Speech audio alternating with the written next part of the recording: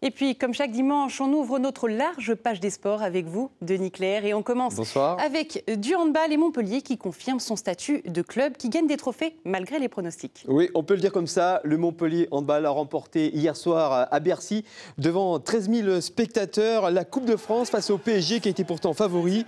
C'est le 40e titre, toute compétition confondue, du MHB.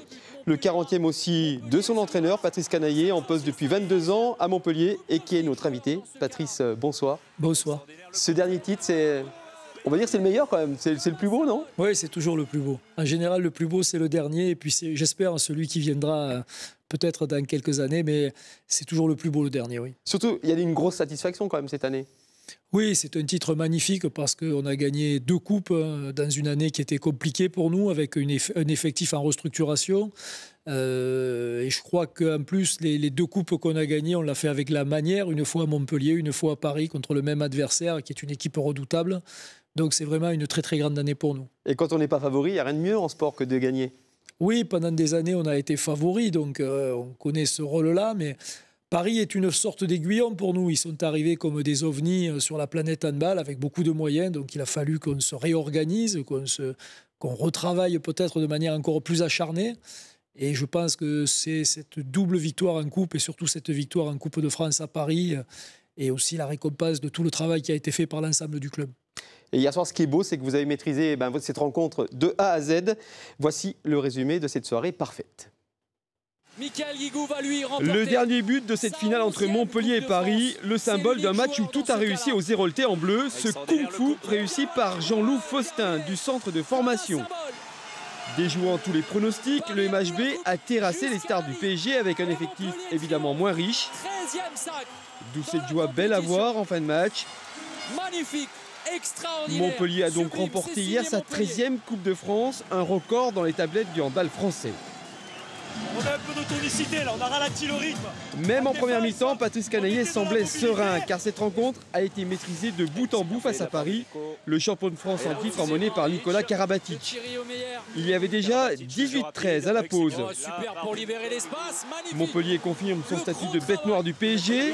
Il y a quelques semaines, les handballeurs languedociens avaient déjà battu les Parisiens en finale de la Coupe de la Ligue. Et bis repetita hier, alors que la revanche était annoncée par les Karabatic, Omeyer et autres Onrubia, des mastodontes qualifiés également pour le Final Four en Ligue des Champions. Mais c'est la beauté du sport. Montpellier a finalement gagné sans vraiment trembler. Victoire finale, synonyme d'exploit, 38-32. Le MHB rentre un peu plus dans le panthéon du handball français. Le club a remporté hier son 40e titre depuis 1995, avec, depuis toujours, Patrice Canaillé comme entraîneur. Cet homme-là mérite plus que jamais un monument dans la capitale héroltaise. Alors Patrice, un monument Non, j'en ai pas besoin, ça me va très très bien. J'ai pas besoin de ça. Non, mais d'abord, c'est pas le titre d'une personne, c'est vraiment, j'insiste beaucoup sur le travail collectif du club.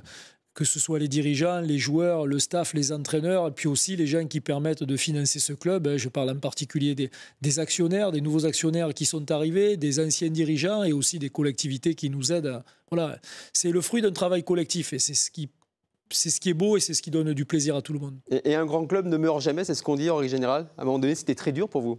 Oui, il faut se battre. Le sport, c'est comme la vie. Il y a des moments où tout sourit, il y a des moments où c'est compliqué, il y a des fois des difficultés qu'on n'attend pas qui surgissent.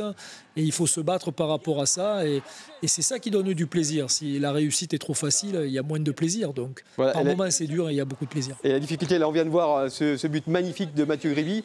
C'est aussi que vous avez un effectif cette année qui était quand même assez limité, hein, beaucoup de blessés. Oui, qui est un effectif, c'est pas un effectif limité en qualité, c'est un effectif un petit peu limité en nombre et surtout c'est un effectif où il y a beaucoup de jeunes joueurs qui ont besoin de se révéler à eux-mêmes dans la compétition et c'est pour ça que ce match-là était pour moi un match passionnant à manager parce que je crois que ce match-là a servi aussi de révélateur à certains joueurs par rapport à leurs capacités, leurs compétences pour apprendre ce qu'est vraiment la compétition à un moment donné et ils ont su être grands lors de ce match. Est-ce que vous auriez pu faire mieux cette année, notamment en championnat, où vous avez eu des résultats en dents de scie? Non, je ne crois pas. Enfin, on aurait pu faire un petit peu mieux, clairement. Bon, il ne faut pas oublier non plus qu'on a 2 points qui nous ont été enlevés de manière administrative, je dirais. Et ça, on n'y est pas pour grand-chose au niveau sportif. Donc aujourd'hui, on se situe à la 2e ou à la 3e place. On aurait peut-être pu faire un petit peu mieux. Mais j'espère que dans les années futures, on va avoir les capacités, l'effectif et les moyens pour pouvoir rivaliser avec Paris. On n'a pas besoin d'avoir les mêmes moyens financiers. Mais j'aimerais, oui, qu'on soit capable de rivaliser et qu'on soit surtout capable de regrimper dans la hiérarchie européenne. Pourquoi pas essayer d'aller regagner une Coupe d'Europe. Ok, merci beaucoup Patrice et bravo pour ce palmarès incroyable. Pour cette très belle coupe en tout cas. Et